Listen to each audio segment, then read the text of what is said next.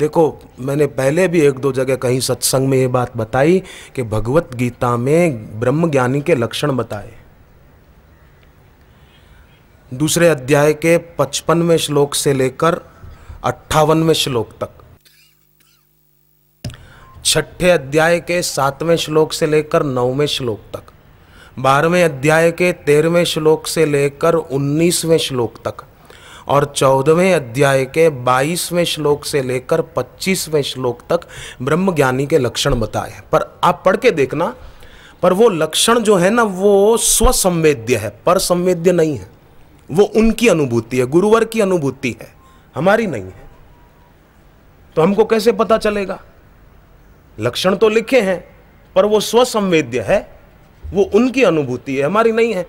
तो कैसे पता चले कि वो जो लक्षण गीता के इन श्लोकों में लिखे हैं वो गुरु के चरणों में बैठते बैठते हमारे जीवन में भी हमको दिखने लग जाए, हमारे को भी उस लक्षण का थोड़ा थोड़ा अनुभव होने लगे, भले पूरा ना हो पर दिखने लगे कि हाँ ये बात है। मैं फिर से गीता के उन श्लोकों की आपको संख्या बता दूं, आप पढ़ो। दूसरा अध्याय 55वां श्लोक से लेकर 58वें श्लोक तक, छठे अध्याय के 7वें श्लोक से लेकर 9वें श्लोक तक 3 श्लोक, 12वें अध्याय के 13वें श्लोक से लेकर 19वें श्लोक तक और 14वें अध्याय के 22वें श्लोक से लेकर 25वें श्लोक तक आप पढ़ो।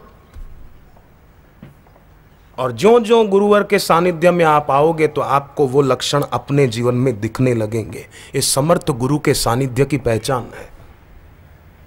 ऐसा होने लगेगा, करना नहीं पड़ेगा, होने लगेगा।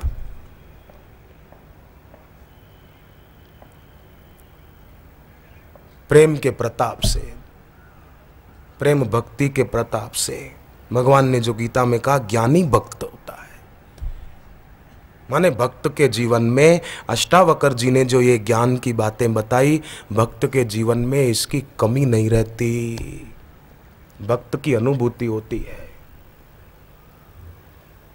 तुम क्यों ना ये इतना सरल, इतना सुगम, इतना कल्याणकारी साधन करें और उससे व्यवहारिक जीवन में देखो ना, वो कन्या इतनी छोटी सी लगती है पर डॉक्टर बन गई। नांदेड़ में एक परिवार के लोगों ने बताया 25 लाख का कर्जा था पर हमारे सिर पर अब 1 पैसे का भी कर्जा नहीं है। पूना में एक बहन ने चिट्ठी लिख कर दी कि मुझे घर से सत्संग में जाने की छुट्टी नहीं मिल रही थी तो मैं झूठ बोल के आई कि शिंदे हाई स्कूल में मेरे को शिक्षिका की नौकरी के लिए बुलवाया है, इंटरव्यू देना है और मैं जाऊं। झूठ बोल के आई घर पर। सत्संग सुना तो बोले सचमुच उसके दूसरे दिन ऐसा कुछ चक्र चला कि सचमुच शिंदे हाई स्कूल में अभी मैं शिक्षिका के पद पर हूं। वो बहन आज भी मेरे पास उनकी चिट्ठी लिखी हुई है। पूना में शिंदे हाई स्कूल है जिसके मैदान में ही गुरुजी का सत्संग हुआ था 1 जनवरी तक। उसी स्कूल में बोले मुझे शिक्षिका की नौकरी मिल गई। घर से तो पहले झूठ बोलकर आई थी कि मुझे इंटरव्यू के लिए जाना है, नहीं तो छुट्टी नहीं दे रहे थे। आपको भी कभी कोई सत्संग में आने की, गुरु चरणों में आने की छुट्टी नहीं देना तो आप अगर झूठ बोलोगे तो आपको पाप नहीं लगेगा। भगवान के लिए चोरी करो ना, पाप नहीं लगेगा। चोरी करो माने ये बोल दिया कि हमको जाना ट्यूशन पे, पर आकर बैठे सत्संग में। अब ना आने दे तो क्या करे, कुछ तो करना पड़ेगा भाई। और जिस दिन आपको सत्संग में जाने से कोई रोके उस दिन तो जरूर जाओ, क्योंकि वो रोकेगा और आप रुक गए तो उसको पाप लगेगा। उसको बेचारे को पाप क्यों लगे, उसको पुण्य हो, ऐसा कुछ करो। और वो करना हमारे हाथ में है। हम आएंगे तो उनको पाप नहीं लगेगा, रुक जाएंगे तो फिर उनको पाप लगेगा। इसलिए छोड़ना नहीं, जरूर आना सत्संग में, शिविर में। मौका मिले चूको नहीं बस। गोपीनाम परमानंदः आसितम गोविंद दर्शने क्षणम च युगशतम इव यासाम येन विना भवति। गोपियों को भगवान कृष्ण के दर्शन के बिना एक क्षण भी सैकड़ों चतुर्युगी के समान प्रतीत होता था। सैकड़ों चतुर्युगी, 4,32,000 साल का कलयुग होता है, उससे दुगुना द्वापर युग होता है, 3 गुना त्रेता युग होता है, 4 गुना सतयुग होता है। सैकड़ों चतुर्युगी के समान गोपियों को प्रतीत होता था जब श्री कृष्ण के दर्शन नहीं होती थे। गोपी नाम परमानंद आसित गोविंद दर्शने क्षणम च युग शतम इवा। सैकड़ों चतुर्युगी, क्षणम च युग शतम इव यासाम येनम बिना भवति, उनके बिना। कैसी गोपियों की विलक्षण प्रेमा भक्ति थी, कैसा प्रेम था। गोपी गीत में तो ऐसा भी लिखा है कि गोपियां ब्रह्मा जी को जड़ कह देती हैं। जड़ माने मूर्ख, कि ब्रह्मा जी ने हमारी आंखों के ऊपर ये पलकें क्यों बनाई। पलक जितनी देर बंद होती है उतनी देर हमको कृष्ण जी के दर्शन से वंचित रहना पड़ता है। जड़ उदीक्षताम, गोपियां कहती है। ब्रह्मा जी को भी सुना दिया, उनको भी नहीं छोड़ा। ऐसा विलक्षण प्रेम था। और एक बार ब्रह्मा जी श्री कृष्ण भगवान के पास आए और कहने लगे कि भाई हम तो बड़ी मुसीबत में पड़ गए। भगवान ने कहा क्या हुआ, बोलो। ब्रह्मा जी ने कहा कि ये गोपियों का और ग्वाल बालकों का इतना प्रेम है आपके प्रति, आप इनको इनके प्यार के बदले क्या दोगे। बोले मैं उनको अपना आपा दे दूंगा। अरे बोले ये कोई बड़ी बात है, अपना आपा दे दोगे। बोले मुक्ति दे दूंगा। अरे मुक्ति कोई बड़ी बात है, आप मुक्ति दे दोगे। आपने वो मुक्ति तो पूतना को दे दी, जो आपको जहर पिलाने आई थी, दूध पिलाने के बहाने आपने वो मुक्ति पूतना को दे दी।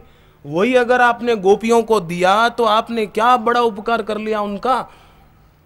ब्रह्मा जी कहते हैं कृष्ण भगवान को,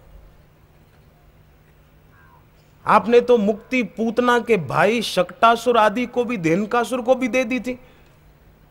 वो आपको मारने के लिए आए थे, आपसे दुश्मनी का भाव रखकर आए थे। उनको आपने जो दिया और जो आपके प्रति प्रेम रखते हैं उनको भी वही दोगे। बस आप नहीं दे पाओगे मुक्ति। आपको तो उनके पास ही रहना पड़ेगा, उनके दिल में रहना पड़ेगा, उनके साथ रहना पड़ेगा। और हम ये सोच रहे हैं कि अगर आप उनके साथ ही रहोगे तो हमारा क्या होगा। ब्रह्मा जी कहते हैं हमारे देवलोक का क्या होगा। कैसा उनका प्रेम है। ब्रह्मा जी भी गोप गोपियों के प्रेम को देखकर बड़े गदगद हो जाते थे, बड़े भाव विभोर हो जाते थे। प्रेम भक्ति की बातें बड़ी विलक्षण है, बड़ी विलक्षण है, इसकी महिमा अपार है। तो ये प्रेम ही है जो घंटों भर यहाँ एक आसन पे बिठाए रखता है। बाहर से शरीर को गर्मी लगती है, परंतु फिर भी प्रेम भक्ति की शीतलता गर्मी की उपेक्षा कर देती है। कई ऐसे भी होंगे, मैं मानता हूँ, जिनको घुटनों के दर्द की तकलीफ होगी, घर पे इतनी देर नीचे नहीं बैठ सकते होंगे, कुर्सी पे बैठते होंगे, पर यहाँ इतनी देर नीचे बैठ जाते हैं। घुटनों के दर्द की शिकायत हो ना तो वायु मुद्रा का अभ्यास करना चाहिए। वायु मुद्रा, हाथ की पहली उंगली अंगूठे के नीचे गद्दी वाला भाग है वहाँ रखें, 3 उंगलियां सीधी, हाथ घुटनों पर। वायु तत्व का बीज मंत्र यम यम यम यम यम यम यम यम, ये बीज मंत्र जपते रहने से वात संबंधी रोग दूर करने में मदद मिलती है। और आश्रम की वायुनाशक बूटी है, उसका सेवन करें।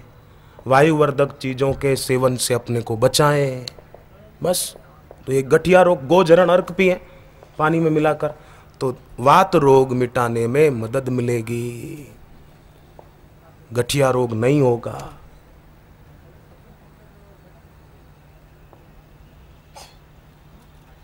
और सबसे बड़ी बात, कभी कोई बीमारी आए तो अपने को बीमार न माने। मी स्वस्थ आहे, मला कोणताही आजार नाही। मैं स्वस्थ हूं, मेरे को कोई बीमारी नहीं है।